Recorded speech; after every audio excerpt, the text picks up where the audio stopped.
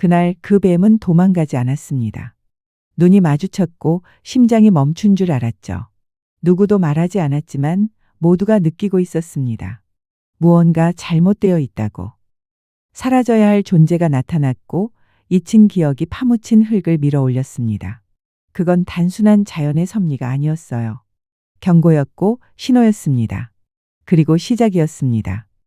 진실은 늘 조용히 숨어 있다가 가장 고요한 순간에 문을 두드리죠.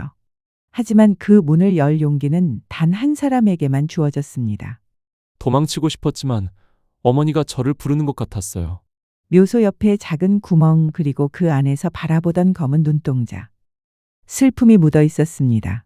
아니, 간절함이었죠. 그 순간부터 모든 것이 달라졌습니다. 뱀이 과연 어떤 말을 전하려 했던 걸까요? 왜 하필 그날 그 시간에 나타났을까요? 어머니 관 옆에 있던 또 다른 관의 주인은 누구일까요? 10년간 땅 속에 묻혀 있던 비밀 그리고 두 영혼이 함께하게 된 놀라운 사연. 그럼 지금부터 그날 봉분 옆 구멍에서 시작된 이야기를 시작하겠습니다. 아침 일찍 눈을 떴습니다. 오늘은 어머니의 이주기였어요. 벌써 2년이 흘렀다는 게 믿기지 않았습니다.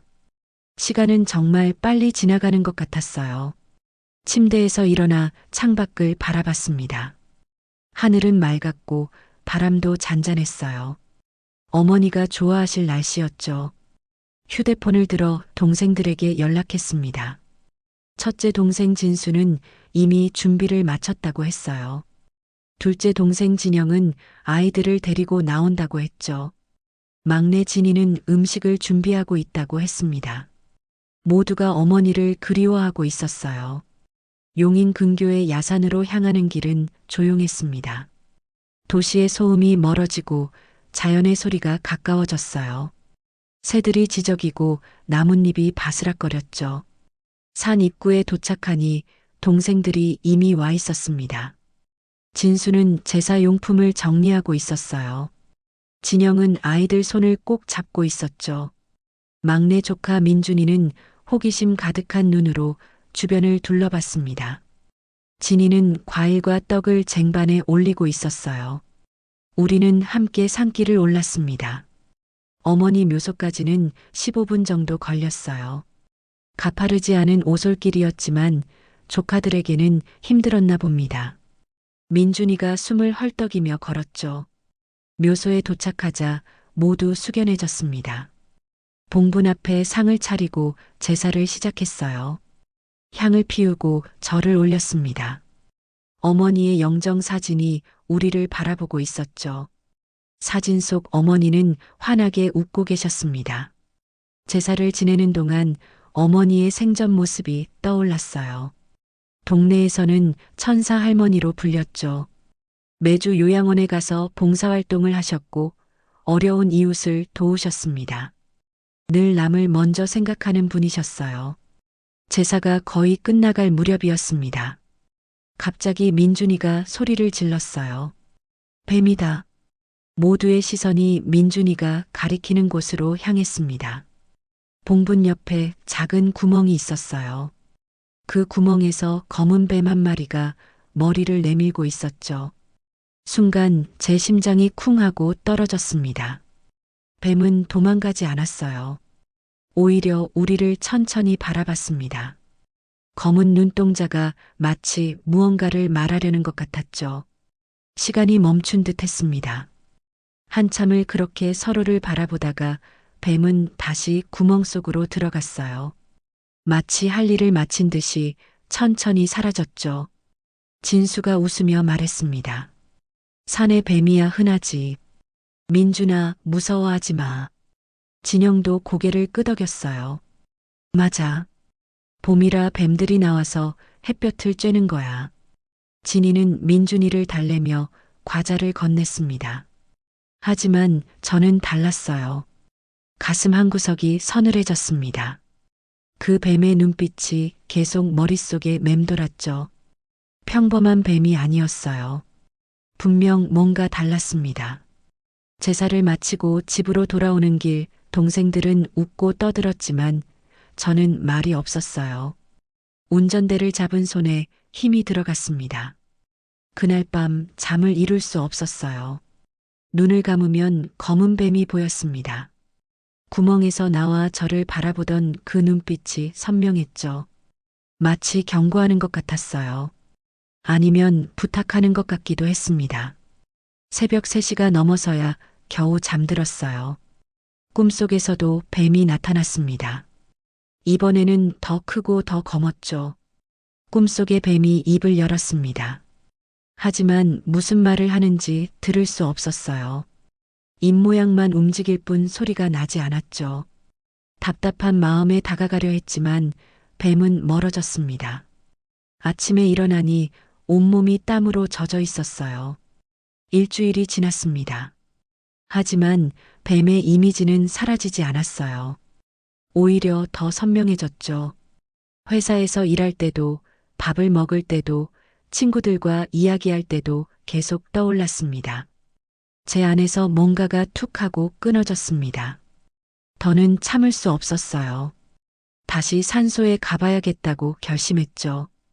혼자서 조용히 가서 확인하고 싶었습니다. 그 구멍이 아직 있는지, 뱀이 또 나타날지 궁금했어요. 아니, 솔직히 말하면 무서웠습니다. 하지만 가야만 했죠. 어머니가 저를 부르는 것 같았어요. 주말 아침 일찍 집을 나섰습니다. 하늘은 일주일 전과 똑같이 맑았어요. 하지만 제 마음은 달랐죠. 불안과 긴장이 뒤섞여 있었습니다. 차를 운전하며 어머니를 생각했어요. 살아계실 때 종종 이상한 꿈 이야기를 하셨죠. 돌아가신 할머니가 꿈에 나타나 이야기를 했다고, 죽은 고양이가 인사하러 왔다고 하셨습니다. 그때는 그냥 웃어넘겼어요. 하지만 이제는 달랐습니다. 어쩌면 어머니도 저에게 무언가를 전하려는 건 아닐까요? 그 검은 뱀을 통해서 말이죠. 산 입구에 도착했습니다. 주차를 하고 천천히 산길을 올랐어요. 일주일 전과 달리 혼자였기에 주변 소리가 더 크게 들렸습니다. 바람 소리, 새소리, 나뭇가지 부딪히는 소리, 모든 게 살아있는 것 같았어요. 묘소가 가까워질수록 심장이 빨리 뛰었습니다. 손바닥에는 땀이 났고 다리는 떨렸죠. 마침내 어머니 묘소 앞에 섰습니다. 봉부는 그대로였어요. 주변도 일주일 전과 똑같았죠. 하지만 분위기는 달랐습니다. 뭔가 기다리고 있는 듯한 느낌이었어요. 천천히 봉분 옆으로 다가갔습니다. 구멍은 그대로 있었어요. 어둡고 깊어 보였죠. 숨을 참고 구멍을 들여다봤습니다. 아무것도 보이지 않았어요. 실망감과 안도감이 동시에 밀려왔습니다. 그냥 돌아가려고 몸을 돌렸는데 등 뒤에서 바스락거리는 소리가 들렸어요. 천천히 뒤를 돌아봤습니다. 검은 뱀이 구멍에서 나와 있었어요. 일주일 전보다 더 가까이 있었죠. 불과 1미터 정도 떨어진 거리였습니다. 뱀은 또다시 저를 바라봤어요. 이번에는 다른 게 보였습니다. 뱀의 눈에 슬픔이 어려 있었어요. 마치 무언가를 호소하는 것 같았죠. 순간 마음이 움츠러들었습니다. 무서움보다는 안타까움이 밀려왔어요. 저도 모르게 손을 뻗었습니다. 뱀은 도망가지 않았어요. 오히려 고개를 들어 제 손을 바라봤죠. 그때였습니다. 뱀이 몸을 돌려 어딘가로 기어가기 시작했어요. 몇 걸음 가다가 뒤를 돌아봤습니다. 마치 따라오라는 듯이. 저는 망설였어요. 하지만 발걸음은 이미 뱀을 따라가고 있었죠. 마음이 이끄는 대로 움직였습니다. 뱀은 천천히 숲속으로 들어갔어요. 저도 따라갔습니다. 나뭇가지를 헤치고 돌을 넘으며 계속 따라갔죠. 얼마나 걸었는지 모르겠어요. 갑자기 뱀이 멈췄습니다. 앞에는 작은 공터가 있었어요. 그리고 그 중앙에는 낡은 비석 하나가 서 있었죠. 이끼로 뒤덮여 글자는 보이지 않았습니다. 뱀은 비석 앞에서 다리를 틀었어요. 그리고 다시 저를 바라봤죠. 이번에는 눈빛이 달랐습니다. 간절함이 가득했어요. 무릎을 꿇고 비석에 다가갔습니다. 손으로 이끼를 닦아냈어요. 희미하게 글자가 보이기 시작했죠. 하지만 너무 오래되어 제대로 읽을 수 없었습니다. 그때 뱀이 움직였어요. 비석 뒤로 가더니 꼬리로 땅을 쓸었습니다. 낙엽과 흙이 치워지자 무언가가 드러났어요. 작은 철제 상자였습니다. 녹슬고 낡았지만 형태는 온전했어요. 떨리는 손으로 상자를 들어 올렸습니다. 무겁지는 않았지만 묵직한 느낌이 들었죠. 뚜껑을 열었습니다. 안에는 누런 종이 뭉치가 들어 있었어요. 조심스럽게 꺼내 펼쳤습니다. 오래된 편지였죠.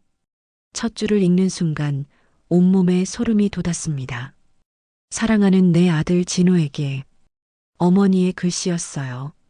편지를 품에 넣고 집으로 돌아왔습니다. 차 안에서 계속 편지가 신경 쓰였지만 운전에 집중해야 했어요. 어머니가 왜 이런 편지를 숨겨두셨는지 궁금했습니다. 집에 도착하자마자 편지를 다시 꺼냈어요. 하지만 읽을 수가 없었습니다. 습기 때문인지 글자가 번져 있었고 종이도 너무 약해져 있었죠. 조금만 만져도 부스러질 것 같았어요. 그날 밤은 한숨도 못 잤습니다. 머릿속에는 온통 의문들로 가득했어요. 왜 어머니는 편지를 그런 곳에 숨기셨을까? 뱀은 어떻게 그 장소를 알았을까? 비석은 누구의 것일까? 다음 날 아침 다시 산소로 향했습니다. 이번에는 카메라와 손전등을 챙겼어요. 봉분 주변을 자세히 살펴보고 싶었죠. 어제는 너무 놀라서 제대로 보지 못했으니까요. 산길을 오르는 내내 가슴이 두근거렸습니다. 어머니 묘소에 도착했을 때 뭔가 달라진 게 느껴졌어요.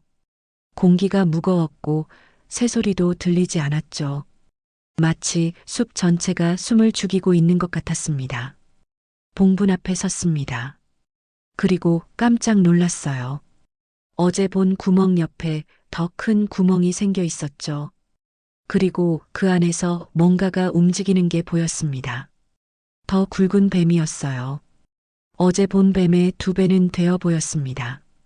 천천히 구멍에서 나온 뱀은 봉분 주위를 돌기 시작했어요. 한 바퀴, 2바퀴, 3바퀴, 마치 뭔가를 알리려는 것 같았습니다. 뱀이 지나간 자리를 따라 봉분을 살펴봤어요. 그제야 이상한 점들이 눈에 들어왔습니다. 흙이 여기저기 꺼져 있었고 풀도 고르지 않게 자라 있었죠. 특히 봉분 뒤쪽이 심했습니다. 손으로 흙을 만져봤어요. 다른 곳보다 부드러웠고 축축했습니다. 최근에 파헤쳐진 것 같았죠. 심장이 쿵쿵 뛰었습니다. 뭔가 잘못되었다는 확신이 들었어요. 어머니 묘소에 누군가 손을 댄 것 같았습니다. 아니면 더 나쁜 일이 일어났을지도 모르죠. 즉시 관할 행정기관에 전화했습니다. 담당자에게 상황을 설명했어요. 묘소에 이상한 흔적이 있고 확인이 필요하다고 했죠. 담당자는 다음 날 현장 조사를 나오겠다고 했습니다. 전화를 끊고 다시 봉분을 바라봤어요. 뱀은 이미 사라지고 없었습니다. 하지만 그들이 전하려던 메시지는 분명했죠. 여기에 뭔가 문제가 있다는 것을요. 집으로 돌아와 가족회의를 소집했습니다. 거실에 동생들이 모두 모였어요. 진수는 피곤한 표정이었고 진영은 아이들을 데리고 왔죠. 진이는 무슨 일인지 궁금해하는 눈빛이었습니다. 이장을 제안했습니다. 순간 거실이 조용해졌어요. 동생들의 표정이 굳어졌죠. 진수가 먼저 고개를 저었습니다. 그의 얼굴에는 불편한 기색이 역력했어요. 진영도 한숨을 쉬며 고개를 숙였죠. 진이는 눈을 크게 뜨고 저를 바라봤습니다. 반대가 예상보다 강했어요. 진수는 손을 휘저으며 단호하게 고개를 저었습니다. 형이 너무 예민하게 군다는 표정이었죠. 진영은 아이들을 바라보며 곤란해했어요. 진이는 눈물까지 글썽였습니다. 엄마를 편히 쉬게 놔둬야 한다는 게 그들의 주장이었어요. 죽은 사람을 또 괴롭히면 안 된다고, 미신에 휩쓸리면 안 된다고 했죠. 하지만 저는 물러설 수 없었습니다. 봉분의 이상한 흔적들을 설명했어요. 뱀이 보여준 행동도 이야기했죠. 하지만 동생들은 믿으려 하지 않았습니다. 가족 간의 의견 충돌이 심해졌어요. 목소리가 높아졌고 감정이 격해졌습니다. 진수는 자리에서 일어나 현관으로 향했고 진영은 아이들을 달래느라 바빴죠. 결국 장남의 권한을 사용하기로 했습니다. 마음이 무거웠지만 다른 방법이 없었어요. 어머니 묘소에 뭔가 문제가 있다면 반드시 확인해야 했으니까요. 다음 날 관청 직원들이 현장에 왔습니다. 그들도 봉분의 상태를 보고는 고개를 갸웃거렸어요. 확실히 정상적이지 않다고 했죠. 이장을 권유했습니다. 절차는 생각보다 복잡했어요. 서류를 작성하고 허가를 받아야 했습니다. 새로운 묘지도 알아봐야 했고 이장 업체도 선정해야 했죠. 동생들과의 관계는 차가워졌습니다. 진수는 전화를 받지 않았고 진영은 짧게만 대답했어요. 진이는 가끔 안부를 물었지만 어색함이 느껴졌죠. 가슴이 아팠습니다. 하지만 돌이킬 수 없었어요.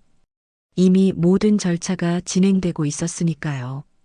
어머니도 이해해 주실 거라고 믿었습니다. 이장 날짜가 정해졌습니다. 일주일 후 목요일 아침이었어요. 동생들에게 연락했지만 오지 않겠다고 했습니다. 혼자 가야 했죠. 그날 아침 일찍 일어났습니다. 하늘은 흐렸고 바람이 차가웠어요. 마치 날씨도 제 마음을 아는 것 같았습니다. 검은 정장을 입고 산소로 향했죠. 현장에는 이미 작업팀이 와 있었습니다. 굴착기와 트럭, 그리고 작업자들이 준비를 하고 있었어요. 팀장이 다가와 절차를 설명했습니다. 작업이 시작되었어요. 굴착기가 봉분을 조심스럽게 파내려가기 시작했습니다. 흙이 한 삽 한 삽 거쳐갈 때마다 가슴이 조여왔어요. 어머니께 죄송한 마음이 들었습니다. 1시간쯤 지났을까요? 굴착기가 어느 정도 깊이 들어갔을 때였습니다. 갑자기 기사가 작업을 멈췄어요. 팀장이 구덩이 안을 들여다봤습니다. 그의 얼굴이 창백해졌어요. 뭔가를 발견한 것 같았죠. 다른 작업자들도 모여들었습니다. 팀장이 천천히 고개를 들어 저를 바라봤어요. 그의 입술이 떨렸습니다. 목소리도 떨렸죠. 무언가 말하려고 입을 열었다가 다시 닫았어요. 그리고 마침내 말했습니다. 관이 2개라고요. 순간 다리에 힘이 풀렸습니다. 무릎이 떨려서 주저앉을 뻔했어요. 머릿속이 하얘졌고 아무 생각도 나지 않았죠. 관이 2개라니. 어머니 관 옆에 또 다른 관이 있다는 뜻이었습니다. 누군가가 어머니 곁에 함께 묻혀 있었던 거예요. 가슴이 터질 것 같았습니다. 작업자들도 당황한 표정이었어요. 이런 일은 처음이라고 했죠. 경찰에 신고해야 한다고, 일단 작업을 중단해야 한다고 했습니다. 저는 구덩이 가장자리로 다가갔어요. 아래를 내려다봤습니다. 정말로 관이 2개 나란히 놓여 있었어요. 하나는 분명 어머니의 관이었고 다른 하나는 더 오래되어 보였습니다. 그때 떠올랐어요. 비석 앞에 숨겨져 있던 편지가요. 어머니가 남기신 그 편지 속에 이 모든 비밀이 담겨 있을지도 모른다는 생각이 들었습니다. 손이 떨렸지만 전화기를 꺼냈어요. 먼저 경찰에 신고했습니다. 그리고 동생들에게도 연락했죠. 이번에는 반드시 와야 한다고, 큰일이 났다고 했습니다. 바람이 더 차가워졌어요. 구름이 더 짙어졌고 빗방울이 떨어지기 시작했습니다. 마치 하늘도 울고 있는 것 같았죠. 어머니, 대체 무슨 일이 있었던 건가요? 제 안에서 뭔가가 또 툭 하고 끊어졌습니다. 이제는 진실을 알아야만 했어요. 그 두 번째 관에 누가 들어있는지, 왜 어머니와 함께 묻혔는지, 모든 비밀을 밝혀내야만 했습니다. 경찰이 도착했습니다. 현장은 순식간에 통제되었고 전문가들이 조사를 시작했어요. 동생들도 하나둘 도착했죠. 그들의 얼굴은 충격으로 가득했습니다. 두 번째 관이 조심스럽게 열렸어요. 안에는 젊은 여성이 누워 있었습니다. 놀랍게도 시신은 잘 보존되어 있었어요. 마치 잠들어 있는 것처럼 평화로운 표정이었죠. 신원 확인이 시작되었습니다. 관 안에서 발견된 서류들을 통해 곧 신원이 밝혀졌어요. 최수진 사망 당시 나이 32세, 2년 전 백혈병으로 세상을 떠났다고 했습니다. 최수진이라는 이름이 낯익었어요. 어디선가 들어본 것 같았지만 기억이 나지 않았습니다. 고개를 갸웃거리고 있을 때 경찰관이 추가 정보를 알려줬어요. 최수진의 어머니는 최영숙이라고 했습니다. 순간 머릿속에서 번개가 친 것 같았어요. 최영숙 아주머니. 어머니의 고등학교 동창이셨죠. 가끔 집에 놀러 오시던 분이었습니다. 기억이 하나둘 되살아났어요. 10년 전의 일이었습니다. 그때 저는 회사에 막 입사한 신입사원이었어요. 어느 날 어머니가 전화를 하셨죠. 목소리가 심상치 않았습니다. 영숙이네 수진이가 큰 병에 걸렸다고 하셨어요. 급성 백혈병이었습니다. 20대 초반의 꽃다운 나이에 받은 진단이었죠. 수진은 대학을 막 졸업하고 첫 직장에 다니기 시작한 때였어요. 청천벽력 같은 소식이었습니다. 어머니는 매일 최영숙 아주머니와 통화하셨어요. 수진의 상태를 물으시고 위로의 말씀을 전하셨죠. 가끔은 눈물을 흘리시기도 했습니다. 골수 이식만이 유일한 희망이었어요. 하지만 가족 중에는 잃지 않은 사람이 없었습니다. 형제자매도 없었고 부모님도 맞지 않았죠.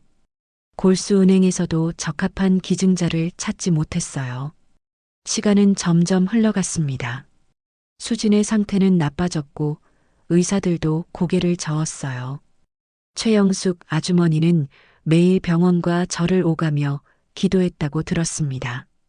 그때 어머니가 결심하셨어요. 본인도 검사를 받아보겠다고 하셨죠. 가족도 아닌데 일치할 가능성은 희박했지만 어머니는 포기하지 않으셨습니다. 검사 결과가 나왔습니다. 놀랍게도 부분 일치였어요. 완전히 일치하지는 않았지만 이식이 가능한 수준이었죠. 의사들도 놀라워했습니다. 어머니는 망설이지 않으셨어요. 완전 일치가 아니라서 위험할 수 있다는 의사의 설명에도 고개를 끄덕이셨죠. 부분 일치라도 희망이 있다면 해보겠다고 하셨습니다. 수진이를 살려야 한다고 하셨어요. 가족들은 걱정했습니다. 어머니도 이미 60대셨고 골수 기증은 쉬운 일이 아니었으니까요. 하지만 어머니의 결심은 확고했어요. 수술날이 정해졌습니다. 저는 어머니를 모시고 병원에 갔어요. 수술실로 들어가시기 전 어머니는 환하게 웃으셨습니다. 걱정하지 말라고, 다 잘 될 거라고 하셨죠. 수술은 성공적이었어요. 어머니의 골수가 수진의 몸에 이식되었습니다. 이제 기다리는 일만 남았죠. 수진의 몸이 새로운 골수를 받아들이기를 바라며요. 기적이 일어났습니다. 수진의 몸은 어머니의 골수를 받아들였어요. 백혈구 수치가 올라가기 시작했고 상태가 호전되었죠. 의사들도 놀라워했습니다. 회복은 더뎠지만 확실했어요. 몇 달 후 수진은 퇴원할 수 있었습니다. 비록 완치는 아니었지만 일상생활이 가능할 정도로 회복했죠. 그때부터 수진은 어머니를 각별하게 따랐어요. 순자 어머니라고 부르며 친딸처럼 굴었습니다. 명절이면 꼭 찾아왔고 어머니 생신도 빠지지 않았죠. 어머니도 수진을 아꼈어요. 친손녀처럼 챙기셨고 수진의 건강을 늘 걱정하셨죠. 두 사람은 혈연을 넘어선 특별한 인연으로 맺어졌습니다. 10년의 세월이 흘렀어요. 수진은 건강을 회복해 다시 일을 시작했습니다. 결혼도 하고 싶어 했죠. 하지만 백혈병은 완전히 사라지지 않았어요. 2년 전 병이 재발했습니다. 이번에는 더 심각했어요. 치료를 받았지만 효과가 없었죠. 수진의 몸은 점점 약해져 갔습니다. 어머니는 매일 병원을 찾으셨어요.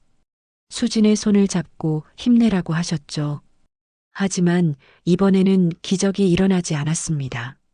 수진은 결국 세상을 떠났어요. 그 시기가 어머니가 돌아가시기 불과 한 달 전이었습니다. 어머니는 수진의 죽음에 큰 충격을 받으셨어요. 본인이 구한 생명이 먼저 떠난 것에 깊은 슬픔을 느끼셨죠. 이제 모든 게 이해가 되었습니다. 왜 수진이 어머니 곁에 묻혔는지, 왜 최영숙 아주머니가 이런 선택을 했는지 알 것 같았어요.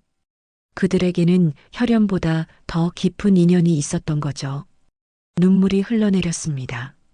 어머니와 수진이 나란히 누워있는 모습을 보니 가슴이 찢어질 것 같았어요. 생전에도 함께였던 두 사람이 죽어서도 함께하고 있었습니다. 동생들도 이제 알게 되었어요. 진수의 눈가가 붉어졌고 진영은 고개를 숙였습니다. 진이는 조용히 울고 있었죠. 우리 모두 어머니의 마음을 이해할 수 있었어요. 그때 생각났습니다. 비석 앞에서 발견한 편지가요. 어쩌면 그 편지에는 이 모든 이야기가 담겨 있을지도 모른다는 생각이 들었어요. 집으로 돌아가 편지를 복원해야겠다고 결심했습니다. 어머니가 남기신 마지막 메시지를 읽어야만 했어요. 그 안에는 분명 더 많은 이야기가 있을 거라고 믿었습니다. 해가 저물고 있었어요. 두 개의 관은 다시 정리되어 새로운 묘지로 옮겨질 예정이었습니다. 이번에는 정식으로 떳떳하게 나란히 묻히게 될 거예요. 어머니, 이제야 알았습니다. 당신이 얼마나 큰 사랑을 베푸셨는지, 얼마나 깊은 인연을 맺으셨는지를요. 그리고 왜 검은 뱀이 저를 이곳으로 인도했는지도 알 것 같았어요. 진실은 언젠가 드러나게 되어 있었던 거죠. 제 안에서 뭔가가 또 툭 하고 끊어졌습니다. 하지만 이번에는 슬픔이 아니었어요. 어머니에 대한 존경과 사랑이 더 깊어지는 느낌이었습니다.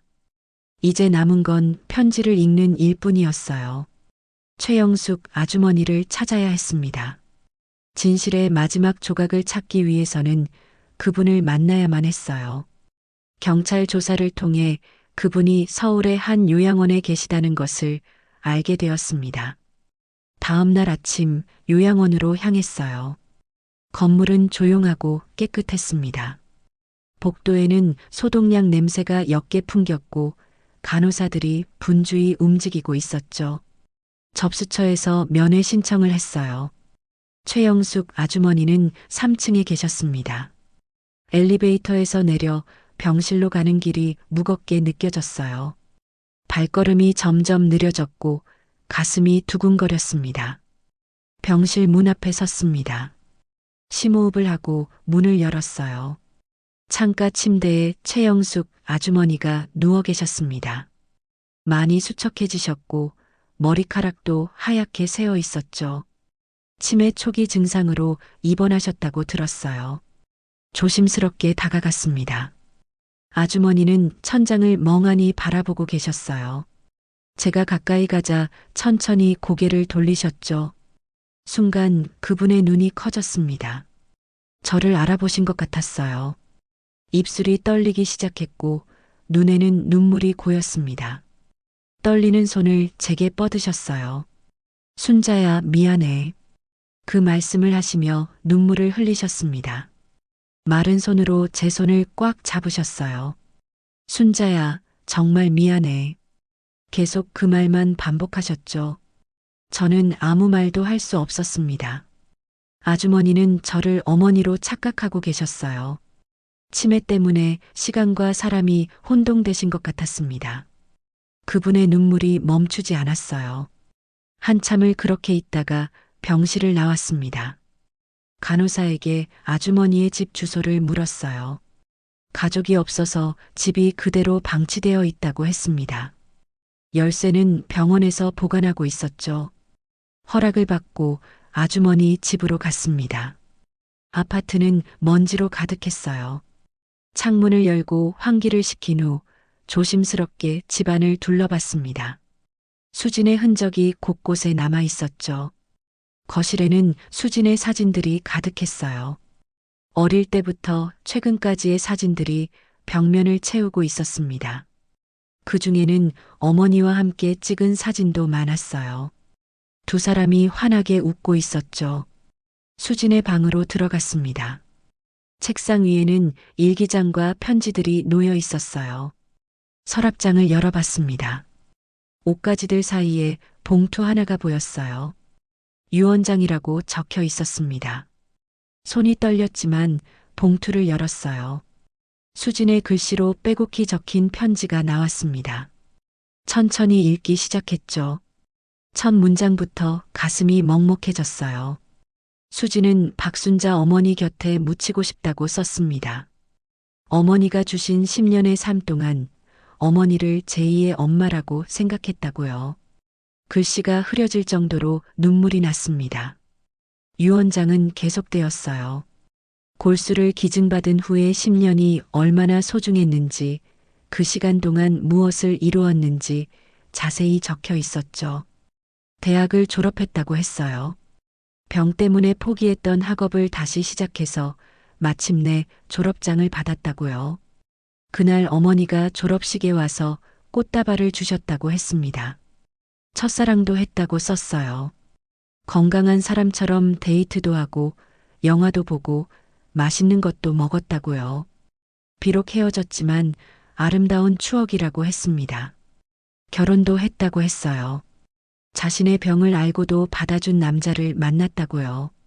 작은 결혼식이었지만 어머니가 주례를 서주셨다고 했습니다. 하지만 행복은 오래가지 못했어요. 임신 소식과 함께 백혈병이 재발했다고 썼습니다. 의사는 치료를 위해 아이를 포기하라고 했지만 쉽게 결정할 수 없었다고요. 고민 끝에 아이를 포기했다고 했어요. 자신이 살아야 남편을 위로할 수 있다고 생각했다고요. 하지만 그 선택이 평생 가슴 아픈 상처로 남았다고 썼습니다. 치료는 효과가 없었어요. 병은 점점 악화되었고 시간이 얼마 남지 않았음을 알게 되었다고 했습니다. 그때 간절히 바란 것이 하나 있었다고요. 어머니 곁에 묻히는 것이었습니다. 10년 전 새 생명을 주신 분 곁에서 영원히 쉬고 싶다고 썼어요. 하지만 어머니께는 부담을 드리고 싶지 않아서 말하지 못했다고 했습니다. 유언장의 마지막 부분이었어요. 엄마에게 부탁한다고 썼습니다. 자신이 먼저 가더라도 언젠가 순자 어머니 곁에 묻어달라고요. 그것이 마지막 소원이라고 했습니다. 편지를 다 읽고 한참을 울었어요. 수진의 마음이, 최영숙 아주머니의 마음이 모두 느껴졌습니다. 딸의 마지막 소원을 지키기 위해 몰래 첩장을 하신 거였어요. 얼마나 힘드셨을까요? 남의 묘지에 딸을 몰래 묻는다는 것이 얼마나 고통스러운 결정이었을지 상상할 수 없었습니다. 하지만 딸의 간절한 소원을 외면할 수 없으셨겠죠. 그래서 밤중에 몰래 하셨을 거예요. 아무도 모르게 조용히 딸을 어머니 곁에 묻으셨을 겁니다. 그리고 그 비밀을 혼자 품고 사셨겠죠. 이제 모든 게 이해되었습니다. 왜 봉분이 이상했는지, 왜 검은 뱀이 나타났는지, 왜 최영숙 아주머니가 치매에 걸리셨는지도 알 것 같았어요. 죄책감과 비밀의 무게였을 거예요. 딸을 잃은 슬픔과 함께 그 무거운 비밀을 짊어지고 사시다가 결국 마음의 병을 얻으신 거겠죠. 순간 마음이 움츠러들었습니다. 이 모든 진실을 알게 된 지금 어떻게 해야 할지 막막했어요. 수진을 다시 옮겨야 할까요? 아니면 이대로 두어야 할까요? 집을 나와 다시 요양원으로 갔습니다. 최영숙 아주머니께 모든 것을 알게 되었다고, 이제는 떳떳하게 두 분을 함께 모시겠다고 말씀드리고 싶었어요. 병실로 들어갔습니다. 아주머니는 여전히 누워 계셨어요. 제 손을 잡고 조용히 말씀드렸습니다. 수진이 이제 어머니와 함께 잘 쉬고 있다고, 걱정하지 마시라고요. 아주머니의 눈에서 눈물이 흘렀습니다. 하지만 이번에는 슬픔의 눈물이 아니었어요. 안도의 눈물 같았습니다. 오랫동안 짊어진 짐을 내려놓은 것 같은 표정이었죠. 병실을 나오며 결심했습니다. 두 분을 정식으로 함께 모시기로요. 더 이상 비밀도 눈물도 없이 평화롭게 쉬실 수 있도록 하겠다고 다짐했습니다. 제 안에서 뭔가가 툭 하고 끊어졌습니다. 하지만 이번에는 완전히 달랐어요. 무거운 짐을 내려놓은 것 같은 해방감이었습니다. 진실을 알게 된 것이 오히려 마음을 가볍게 해주었어요. 이제 정말 마지막이었습니다. 집으로 돌아와 다시 가족회의를 열었습니다. 이번에는 모든 진실을 알려야 했어요. 최영숙 아주머니의 사연과 수진의 유언장 내용을 하나하나 설명했습니다. 거실에는 무거운 침묵이 흘렀어요. 진수의 얼굴이 붉어졌습니다. 주먹을 쥐고 있었고 턱에 힘이 들어가 있었죠. 진영은 고개를 숙인 채 손가락만 만지작거렸어요. 진이는 눈을 크게 뜨고 저를 바라봤습니다. 격렬한 논쟁이 시작되었어요. 진수는 몸을 앞으로 기울이며 목소리를 높였습니다. 범죄자를 용서할 수 없다는 표정이었죠. 불법으로 묘지를 훼손한 것은 명백한 범죄라고 했어요. 진영도 고개를 끄덕였습니다. 아무리 딸의 유언이라고 해도 남의 묘지에 몰래 시신을 묻는 것은 잘못이라고 했어요. 법적으로 처벌받아야 한다고 주장했죠. 하지만 진이는 달랐습니다. 눈가에 눈물이 맺히며 입술을 깨물었어요. 어머니라면 이해하실 거라고, 오히려 기뻐하실 거라고 조용히 말했죠. 의견이 갈라졌습니다. 저는 어머니의 방으로 갔어요. 서랍 속에 보관된 일기장을 꺼냈습니다. 어머니가 남기신 마지막 기록들을 찾아봤죠. 한 구절이 눈에 들어왔어요.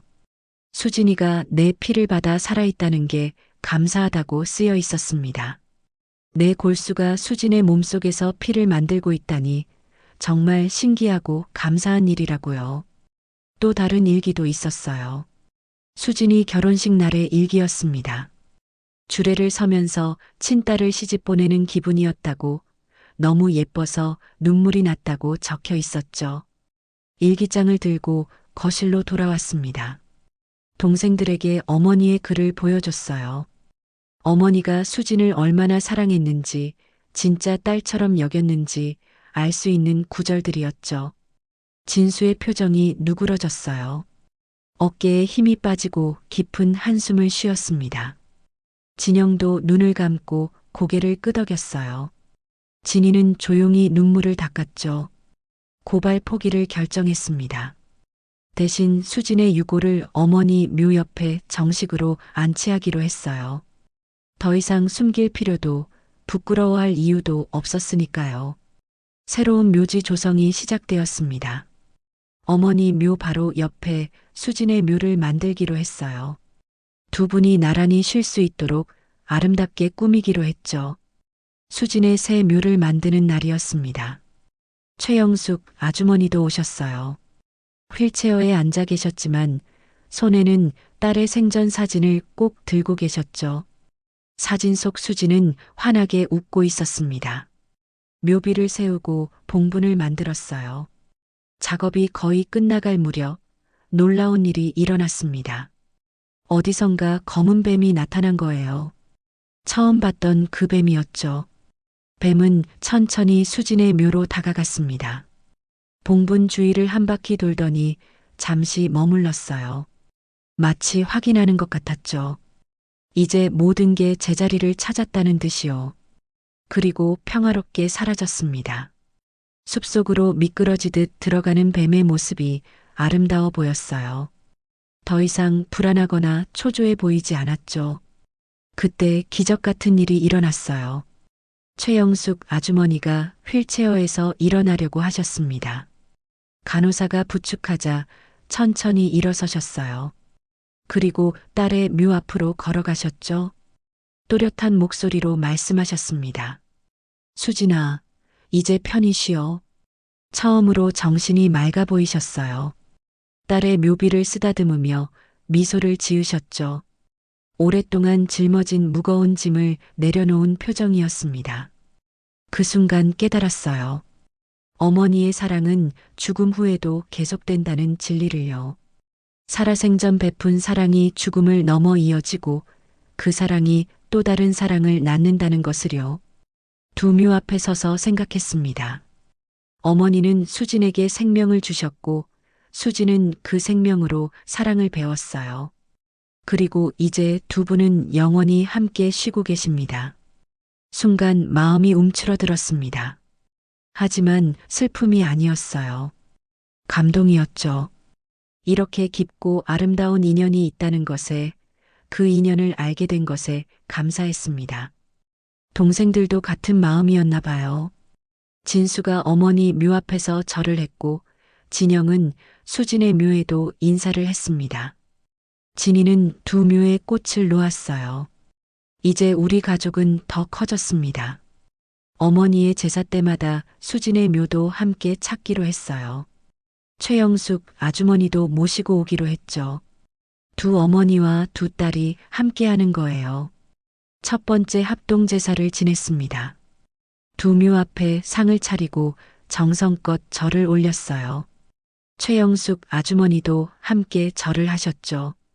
네 가족이 하나가 된 순간이었습니다. 제사를 마치고 돌아오는 길이었어요. 하늘이 맑았고 바람이 따뜻했습니다. 최영숙 아주머니가 제 손을 잡으셨어요. 고맙다고, 정말 고맙다고 계속 말씀하셨죠. 저도 감사했습니다. 이 모든 일을 통해 어머니를 더 깊이 알게 되었으니까요. 어머니의 사랑이 얼마나 크고 넓은지 깨닫게 되었으니까요. 집으로 돌아와 어머니의 편지를 다시 꺼냈어요. 비석 앞에서 발견했던 그 편지였죠. 이제는 복원 작업을 통해 내용을 읽을 수 있게 되었습니다. 편지에는 이렇게 적혀 있었어요. 사랑하는 내 아들 진우에게, 내가 이 편지를 읽을 때쯤이면 모든 진실을 알게 되었겠지. 수진이와 나의 인연, 그리고 영숙이의 선택까지도 용서하거라, 이해하거라. 사랑은 때로 법과 상식을 넘어서기도 한단다. 수진이는 내 피를 받아 10년을 더 살았고 그 시간 동안 많은 사랑을 주고받았어. 이제 우리는 함께 있다. 죽어서도 함께 할 수 있어 행복하구나. 너희도 우리처럼 서로 사랑하며 살기를 바란다. 그것이 엄마의 마지막 부탁이란다. 편지를 읽으며 눈물이 났어요. 어머니는 모든 것을 알고 계셨던 거예요. 그리고 모든 것을 받아들이고 용서하셨죠. 그것이 진정한 사랑이었습니다. 제 안에서 뭔가가 툭 하고 끊어졌습니다. 마지막으로 남아있던 의문과 아픔이 사라지는 느낌이었어요. 이제 정말로 모든 것이 제자리를 찾았습니다. 매년 봄이 오면 산소를 찾습니다. 두 묘 앞에서 제사를 지내고 최영숙 아주머니와 함께 이야기를 나눕니다. 때로는 검은 뱀도 나타나 인사를 하고 가죠. 어머니의 사랑은 계속됩니다. 죽음을 넘어, 시간을 넘어 영원히 이어질 거예요. 그리고 우리는 그 사랑을 기억하며 살아갈 겁니다. 언제까지나요?